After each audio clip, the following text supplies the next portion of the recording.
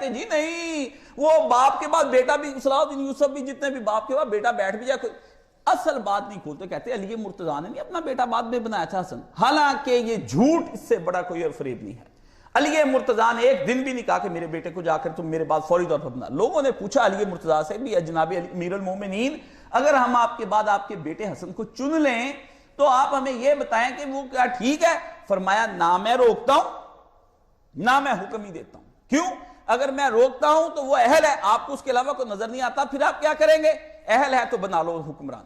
اور نہ میں بنا کے جاتا ہوں کہ میں نہیں جس کو سارے مانو. اگر ان کے اندر تمہیں کوئی خوبی نظر آتی ہے، حسن کے اندر بھی، حسن کوئی بچہ کام کا ہے، یہ خلیفہ بن سکتا ہے، یہ نظام حکومت کو چلا سکتا ہے، سمجھ سکتا ہے موجودہ حالات کے اندر، تو بنا لو اس کو حسن کو. اور لوگوں نے پھر بنا بھی لیا. اگر نہیں تو چھوڑ دو. میں کو کہتا ہوں بھی اس حسن کو، ایک آدمی کو اچھا بلا قابلیت والا ہو اس کو محروم کر جانا، یہ بھی کوئی دانائی کی بات نہیں تھی کہ یہ حضرت علی کا ساری دنیا کہتی بندہ تو یہی کام کیا، علی کہتے اس کو بنا لو، یہ علی کے اندر کیسی دانائی ہے.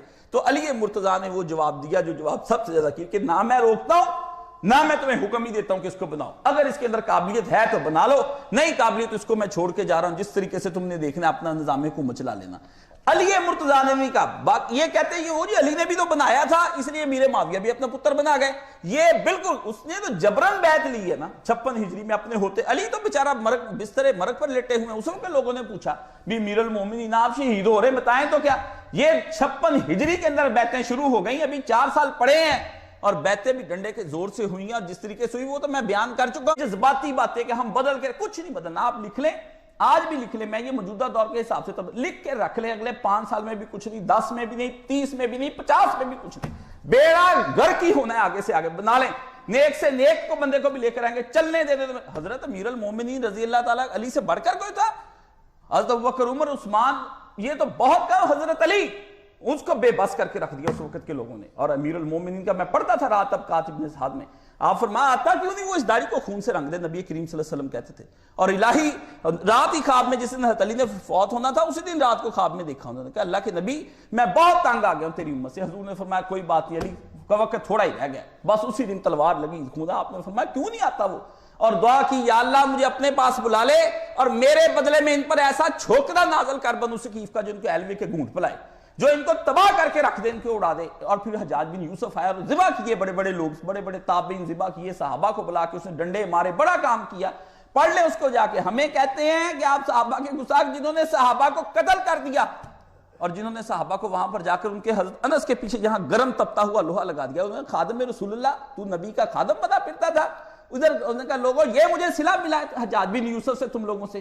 یعنی یہ لوگوں کا عمل ہے کہ لوگ جو مرضی کرتے پھرے نظام حکومت کے بارے میں بولو نہ چپ کر جاؤ. جب یہ حضرت امیر المومنین آپ نے کیوں نہیں آتا، وہ کتنا نیک تھا علی، بے بس ہو گیا اور بعد میں آپ تنگ آ گیا اپنے نظام حکومت سے. یعنی عوام ہی جب غلط ہو جائے گی اس کا شعور اس وقت تک، کیونکہ حضرت عثمان کے دور کے بعد جو عوام خراب ہوئی ہے نا، اور جو جنگوں کے اندر دنیا پرستی آ گئی، پیسہ آ گیا، دولت آ گئی. سرکار دو عالم صلی اللہ علیہ وسلم نے سن لو جائے خطبہ حجت الوداع پڑھے، وہ مجھے سنایا نبی پاک صلی اللہ علیہ وسلم، وہ صحابہ ہی تو سامنے کھڑے جن کو حضور نے خطبہ سنایا 1.25 لاکھ بندے کو بھی سن لو. میں سمجھتا ہوں کہ دنیا کے اندر جو آزمائش اور قوم میں اور طرح سے آزمائی گئی، تمہاری آزمائش مال آ جائے گی، اتنا پیسہ اور دولت آ جائے گی، تم لوگ سب پریشان. بھوکے حضور نے فرمایا نہیں مرو گے، قحط سے تم نہیں مرنے لگے، روپے سے مرنا ہے. جس نے مرنا ہے سرکار نے فرمایا رج مست ہو کے تے کھا کے ہی مرنا ہے، قحط سے نہیں مرنے لگے سرکار صلی اللہ علیہ وسلم نے. نبی علیہ السلام نے ایک دن حضرت علی رضی اللہ عنہ نے پوچھا کہ علی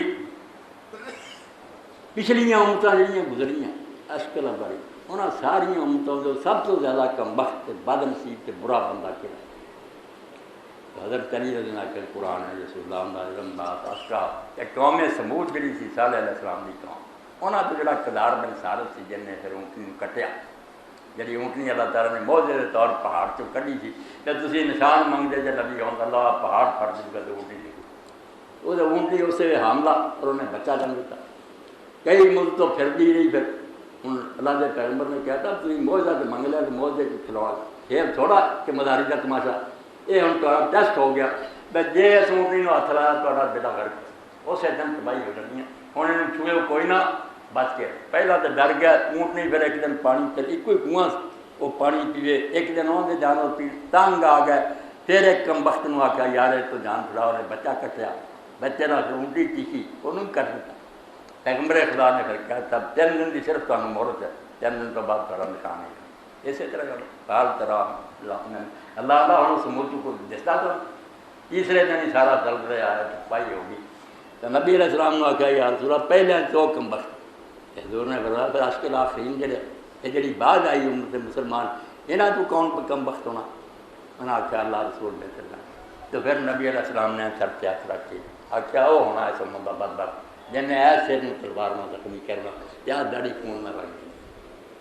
یہاں مسلمانوں جو پھر حضرت علی نے ضد کرا انہوں نے حکومت 3 سال کیویں خراب کیتے، جنگاں ہی جنگاں، ادھر کوئی دستہ آ گیا اور علاقہ لٹ لیا، کوئی اور شہر لٹ لیا، جینا حرام کر تا پھر کئی باری ممبر سے آنسو بھئی داڑھی سے کہنے ماں یا فاصلہ وہ بدبخت کیوں نہیں آتا اور اپنا کام کیوں نہیں کرتا، میں مطلب تنگ آ جدوں پھر وقت آیا 19 رمضان فجر کی نماز بھی آ کر مسجد میں جا رہے نبی علیہ السلام کی اس رات کی زیارت ہوئی، حضور نے دیکھا تو پوچھا علی میرے بعد امت تو کی پایا کیویں سلوک ہوا، انہوں نے کہا سوائے لذت رد دے کچھ نہیں، پھر وہ لڑائیاں اور تنگی دیتی انہوں نے اور کوئی پلے نہیں کیا۔ حضور نے فرمایا ہوں پھر دعا کر حسن نو اپنے بیٹے نوں دا بیٹا میں پھر دعا کی کر لا میری بجائے انہوں کو ہور دے جڑا انہوں مزہ سکھاوے کہ میں انہوں کی بجائے نیک لوگاں شامل کر اپنے نبی رسول اللہ دے میں تنگ آ تو پھر میں بچہ خواب دیکھے ایک گل سنا دے مسجد قدم رکھیا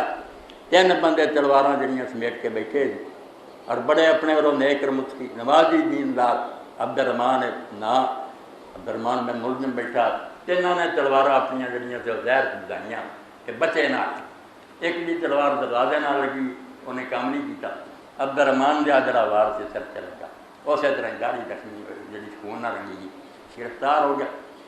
ہوں حضرت علی رضی اللہ حوصلہ اور درگزر جڑی کہ حسن نے بلایا بیٹے نے آخیا بچہ میں اگر بچ گیا تو میں اپنے خون کا خود مالک ہوں، کیا یہ معاف کرنا ہے یا ایک ضرب یہ لگاواں، قتل نہیں کرنا ضرب ہی لاؤں جس طرح میں بچ گیا اتنے شاید ہی بچ جائے، اگر میں مر جاواں تو میرے بعد تسی تلواراں پھڑ کے بازاراں نہیں گھس جانا بے امیر المومن قتل ہو گیا ساری دنیا مار دیو، نہیں صرف ایک کیس کو تھی بدلہ لے سکتے جی اتنے بھی میں تمہیں آنا کہ میرے نزدیک معاف کرنا بہتر، بدلہ نہ دو معاف کر دے زیادہ بہتر ہے، جی لینا ہی ہوا بدلہ دیکھی تو بعد لاش نہ بگاڑے ہو یہ اس بندے کا کام ہے جڑا صرف دین کا پابند اثر روزہ جنہیں رکھیا میں جنہ مرضی جذباتی معاملہ ہوئے غصے کا موقع ہوئے اپنے آپ کو قابو کچھ نہیں، ایک درگزر بہتر ہے، مار بھی دینا تو لاش نو نہیں بگاڑنا پھر کہ ٹکڑے ٹکڑے کرو اور اسے کیا حسن میں تیرے نانا کو سنیا اللہ علیہ رسول السلام ہوتے کہ باولا کتا دے ہلکا کتا